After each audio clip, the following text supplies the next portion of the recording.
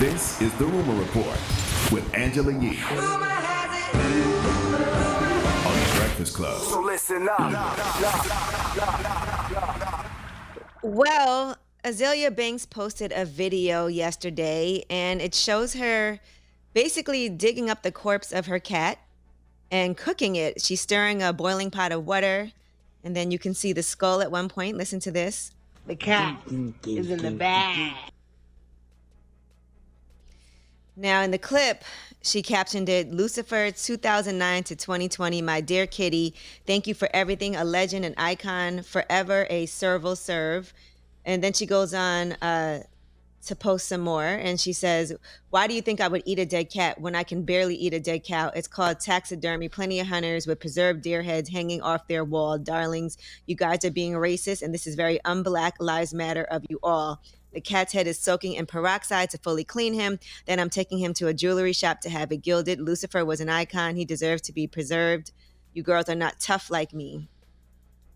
I mean, listen, we need to look at the reasons why people are doing things. She gave us a reason. I may not understand it, but that's her reason. But Azalea has always been open about dealing with mental health issues. So I understand when she puts herself out there like that, folks make jokes and have opinions. But understand, she probably really needs help. And I honestly hope she gets it. Is what she did against the law? I'm just curious. Is it against the law? I have no idea. I don't know. I don't think so. It's All right, now taxidermy. here she is talking about, she's burning sage. Honey, the sage is giving in the abalone shell. It's heating up, sis. It's giving cleanse. Get all the brew, ha ha ha ha ha ha. We can get a real witch serve in this bitch, honey. The way that sage is burning in that shell, that cat went out with a bang. I'm a sage burner. I understand. I never burned sage in a cat skull, but I am a sage burner. I know you spoke to her several times. Have you spoke to her recently? No, I haven't spoke to Azalea recently. Azalea is brilliant, though, man. She's brilliant. She's funny. But, you know, we all got things that we're working on. She also posted Catholics ritualistically consume the body and blood of Christ at Mass. Either the communion is bunk because it replaces true flesh and blood with bread and wine, or Catholics are all essentially vampires and cannibals. Then she posted, rabbis suck the blood off of a newborn circumcised penis. What? I don't want to hear ish about preserving a cat skull. I mean, listen, that's all above my pay grade. I don't even know what the hell's going on anymore. I don't even know what she's talking about. She did send me a book one time. Azalea sent me like this book of she sent me this book of spells. It was like a book of like spells and stuff like that. She sent me that like a few years ago. All right, now this next story is for you, DJ Envy. The Bachelor, Matt James, is saying that he finds it frustrating that fans assume that his winner is white. He said it was low-key frustrating that it became such a talking point. He said, first off, people should, regardless of what they look like, want you to be happy with whoever you're with. And if you knew anything about me, if you were close to me, you would know that the last women that I dated were all Black women. Matt, I'm going to tell you this. Bachelor Nation, I'm going to tell you this. If Queen is not off of this show next week, it's fake, it's a lie. It's horrible. Queen has to go off the show. She has problems. She needs to be off of Bachelor. If she's not off of Bachelor Nation, that's how I know it's fake, because y'all keeping her around because of ratings. The girl Queen, she's a white girl. She's a little, she needs to be off the show. Hey, you sound like Azalea Banks discussing whatever she was discussing. I have no idea what you're talking about right now. Bachelor Nation understands. But if Queen is on the show in another week, it's all fake and it's all lies, and I'm never watching it again. We gotta sage this Now, room speaking of Black men Drama. and white women, have y'all been watching this Tiger Woods documentary on HBO? It's a 2-part documentary. No, I'm going to watch that this weekend. I wanted to watch it last weekend, but I was busy listening to Jasmine Sullivan's album and watching the Chris Rock show reruns. I haven't seen it. Well, part 2 of that documentary comes on Sunday, and they're going to be talking about a lot of different things in his life. And apparently his former agent is not too happy about it. He said it was salacious, but they also are interviewing Rachel Yucatel, the New York woman who he had an affair with that ultimately broke up his marriage. That's what I want to hear from. I want to hear from the chicks Tiger was with.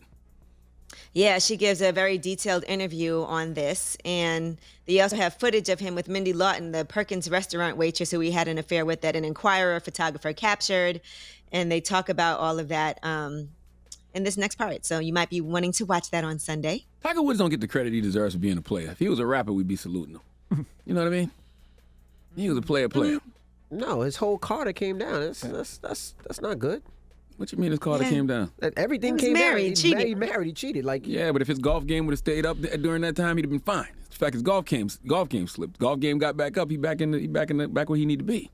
That's All right, Zendaya is on the cover of GQ, and she talked about questioning her own value and purpose after she stopped working because of COVID. She said, I feel most like myself when I'm working. I felt like when I wasn't working, my powers had gone away, and I was like, who the F am I? I didn't really know who I was and what makes me happy. What do I like to do? What else do I do? What is my value? What is my purpose now? She said it was my first time just being like, okay, who am I without this? It was a scary thing, but she does have a movie that she filmed in 15 days with John David Washington, Malcolm and Marie, and that is going to be released on Netflix on February 5th. They sold it for $30 million. I need Euphoria back. That episode they threw out last year For was Christmas? Yeah, that was great, and I need Euphoria season 2. That's what I need in my life. Are they in production on that? Anybody know? I don't know if they're in production right now, but listen, I love Euphoria, so that was a little tease for us. you guys watch a lot of TV. I don't even know how you guys watch so much TV. You watched The Bachelor. That's all. I don't watch that many shows.